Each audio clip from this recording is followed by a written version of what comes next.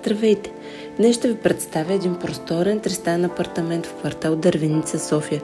Жилището е разположено на 4-ти етаж в тухлена сграда с асансьор, построена през 2010 година.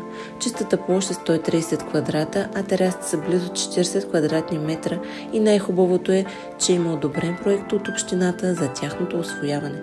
Това означава, че можете лесно да превърнете тези пространства в допълнителни стаи или функционални зони според нуждите си.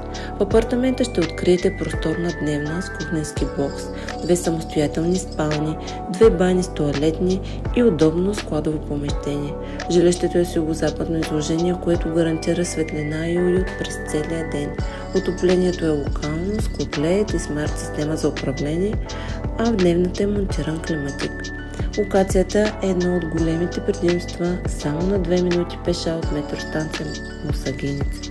В близост са магазини, детски градини, училища и основните университети в София. Районът е спокоен, зелен и отлично свързан с централните части на града. Сградата е поддържана, общите части са чисти, а месечната такса за поддръжка е само 30 лева на семейство. Този апартамент е чудесен избор, както за семейно жилище, така и за инвестиция с отлична перспектива. Ако желаете да научите повече и да организираме оглед, свършете се с мен.